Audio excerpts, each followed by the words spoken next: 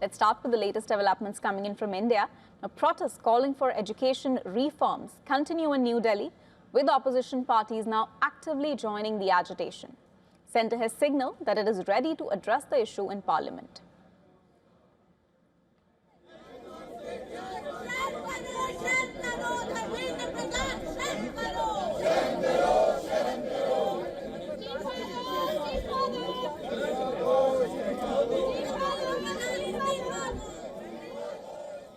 Opposition parties stepped up their offensive against the government, with several leaders arriving at the parliament dressed in black to protest the alleged mishandling of students and lawmakers by security forces. Amid a parliament deadlock, Parliamentary Affairs Minister Kiran Rijiju said that the centre is ready to discuss the NEET UG paper leak issue, accusing the opposition of disruptions. He said the debate's timing and format should be decided with all party leaders. Lok Sabha was adjourned till 2 p.m. सरकार NEET paper leak का चर्चा के लिए पूरी तरह से तैयार है और हमने पहले दिन से कहा है जब चर्चा होती है तो किसी नियम के तहत होना पड़ता है और इसका व्यवस्था बनाना पड़ता है। मैं अनुरोध करता हूं कि चर्चा कब होना है, चर्चा का ड्यूरेशन कितना लंबा चर्चा होना है और किस नियम के तहत होना है। माननीय स्पीकर महोदय, सारे पार्टी के फ्लोर लीडर से बातचीत करके इसका निर्णय किया जाए। Meanwhile, the DMRC temporarily has closed 16 metro stations near Jantar Mantar and Parliament for security reasons during the monsoon session. Interchange facilities at key stations remain available to passengers. Furthermore, Delhi police intensified security near Parliament as the CJP announced its Chalo Sansad March during the monsoon session. Rapid Action Force personnel were deployed while the group continued its protest at Jantar Mantar. The demonstration comes a day after parallel protests took place in the national capital while thousands turned up at protests called by the Cockroach Janta party. The opposition party staged another sit-in outside the residence of Prime Minister Narendra Modi.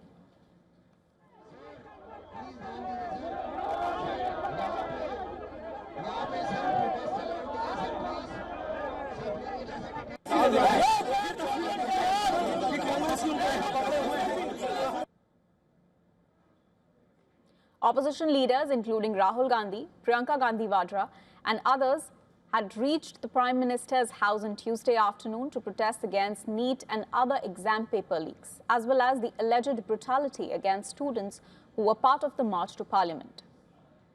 The protest was broken up hours later and several leaders were briefly detained.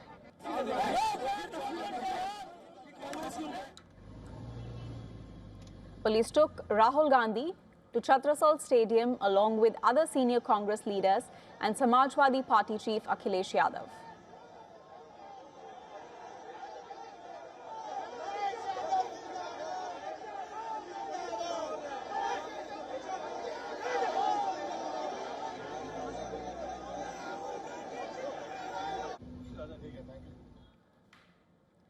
Priyanka Gandhi Vadra and several other leaders were taken to Mandir Marg police station. The opposition leaders were released around 9 p.m. local time.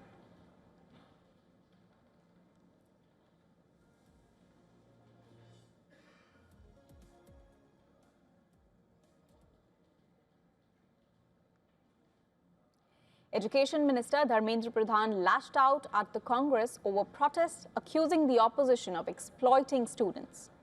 Pradhan, whose resignation has been one of the key demands of the protest, said that the students of India deserve far better than being treated as props in a political campaign. Pradhan emphasized that the centre is committed to discussing the NEET issue and addressing the concerns of students and young people in Parliament, adding, and I quote him here, "We owe our students more than outrage."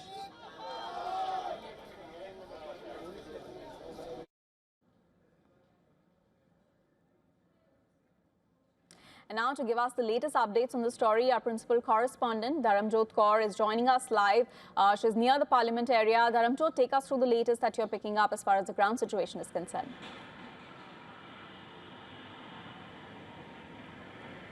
Well, Kanishka, protests are still in full swing at Jantar Mantar, which is just a short distance away from Parliament.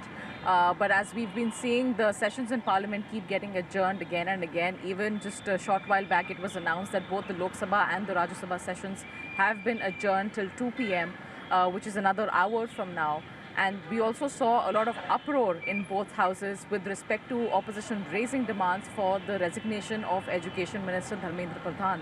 Now, it's not just about the conversation or discussion that all stakeholders want to have about education reforms.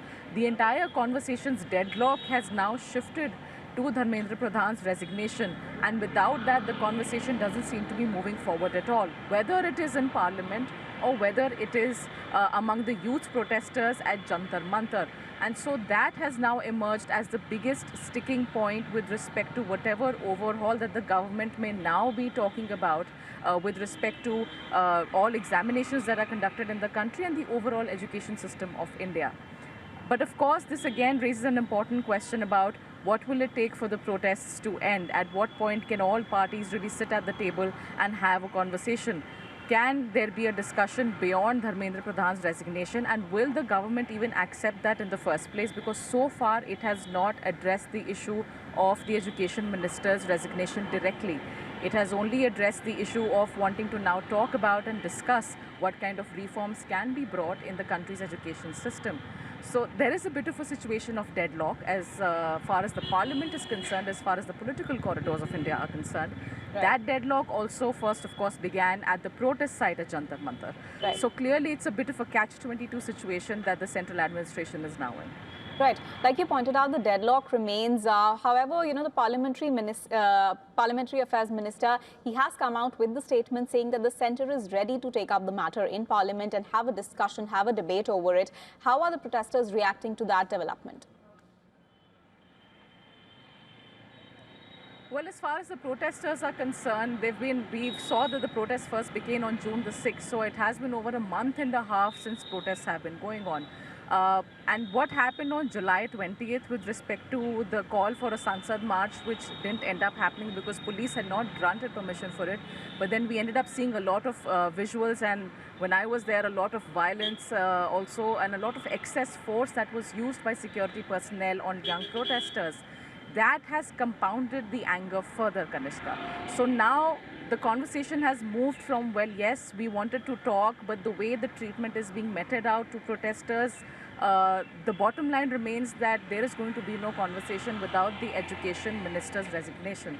So all in all these factors have now compounded the entire matter, and it has now reached a point where it seems to be a point of no return for all parties. We're talking about the opposition, we're talking about protesters, and we're also talking about the government of India in this case.